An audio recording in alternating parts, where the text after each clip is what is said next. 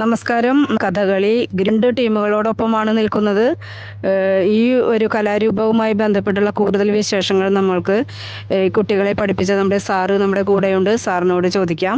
നമ്മളുടെ ഈ കലാരൂപത്തെക്കുറിച്ച് സാർ എത്ര നാളായി ഇവരെ പഠിപ്പിക്കുന്നു, അതുപോലെയുള്ള നമ്മുടെ കുട്ടികളുടെ ആ ടാലന്റ് അതൊക്കെ ഒന്ന് ഞങ്ങളോട് ഷെയർ ചെയ്യാം. ഒന്ന് മലപ്പുറം ജില്ലയിലെ ടീമാണ്, ഒന്ന് കോഴിക്കോട് ജില്ലയിലെ ടീമാണ്. രണ്ടുപേരും ഗംഭീരമായിട്ട് തന്നെ പെർഫോം ചെയ്തു. രണ്ടുപേരും കളിച്ച ഒരേ കഥയാണ്. ലവണാസുരൻ കഥയിലെ സീതാ കുശലവ സംവാദമാണ്. അവരൊരു അവധി ദിവസം അവര് കാട്ടിൽ കളിക്കാൻ പോകട്ടെ എന്ന് അമ്മയോട് ചോദിക്കുന്ന രംഗവും അമ്മ അമ്മയുടെ വേവലാതിയൊക്കെ തിരിച്ച് പറയുന്ന രംഗവും അവസാനം പോവാൻ അനുമതി കൊടുക്കുന്ന ഒരു ഭാഗമാണ് അവതരിപ്പിച്ചത്. ഈ രണ്ട് ടീമും അത് തന്നെ കളിച്ചു. അത്ര നാളത്തെ പ്രാക്ടീസ് കൊണ്ടാണ് നമുക്ക് ഒരു വർഷമായിട്ട് നല്ല കണ്ടിന്യൂ പ്രാക്ടീസും കാര്യങ്ങളും. ഒരു വർഷം കൊണ്ട് നമുക്ക് അത് പഠിപ്പിച്ചെടുക്കാൻ പറ്റും. ഒരു വർഷം അതിന് മുമ്പ് ബേസ് വർക്ക് കുറച്ചുണ്ടായിരുന്നു.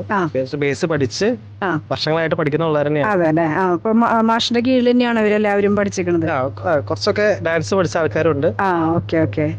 അപ്പൊ എത്ര വർഷമായി ഇപ്പൊ മാഷ് ഇവർക്ക് ഈ കഥകളി പഠിപ്പിച്ചു തുടങ്ങിയിട്ട്? ചില കുട്ടികൾക്ക് 2 വർഷം, ചില വർഷം പിള്ളേർ ആദ്യമായിട്ട് കളിക്കുന്ന പിള്ളേരുണ്ട്.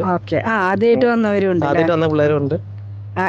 സിമ്പിൾ ആയിട്ട് പഠിച്ചെടുക്കാൻ പറ്റിയ? സിമ്പിൾ ആയിട്ടല്ല, കഷ്ടപ്പെട്ടു.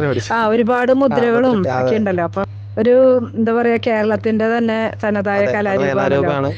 പുതിയ ജനറേഷൻ തീർച്ചയായിട്ടും കൊണ്ടുവരാൻ വലിയൊരു കാര്യം തന്നെയാണ്. തീർച്ചയായിട്ടും സന്തോഷത്തോടെ ഇൻട്രസ്റ്റോടെ എല്ലാവരും.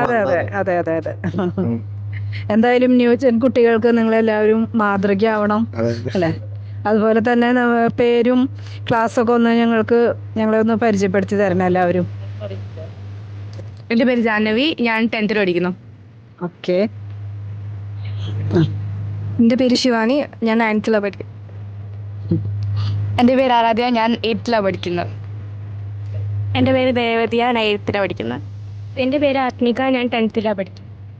എൻ്റെ പേര് മീനാക്ഷി, ഞാൻ 10th പഠിക്കുന്നു. ആരാധ്യ, പിന്നെ ഈ കഥകളി കൂടാതെ വേറെ ഏതെങ്കിലും ഐറ്റത്തിൽ പങ്കെടുത്തിട്ടുണ്ടായിരുന്നോ? ഇപ്രാവശ്യം ഞാൻ ഇംഗ്ലീഷ് സ്കിറ്റിനും പങ്കെടുത്തിട്ടുണ്ടായിരുന്നു. ഓക്കെ. ഇംഗ്ലീഷ് സ്കിറ്റില് എങ്ങനെ?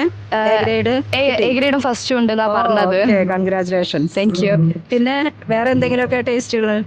ഭരതനാട്യം പഠിക്കുന്നുണ്ട് ഞാൻ. പിന്നെ വന്നില്ല അല്ലെ സ്റ്റേറ്റിലേക്ക്? ഇല്ല, ഞാൻ ഇപ്രാവശ്യം പങ്കെടുത്തില്ല. ഓക്കെ. അപ്പം എന്തായാലും നമ്മൾക്ക് വേണ്ടി കുറച്ച് നേരം തന്ന മാഷിനും മാഷിൻ്റെ സ്റ്റുഡൻസിനും ഞങ്ങളുടെ വക താങ്ക് യു. ഇനിയും ഇതുപോലെ അടുത്ത വർഷം നമുക്ക് കാണണം. എന്തായാലും എ ഗ്രേഡോട് കൂടി തന്നെ നമുക്ക് അടുത്ത വർഷം ഇതുപോലെ പരിചയപ്പെടാം അല്ലേ? എല്ലാവർക്കും ഞങ്ങളുടെ എല്ലാവിധ ആശംസകളും.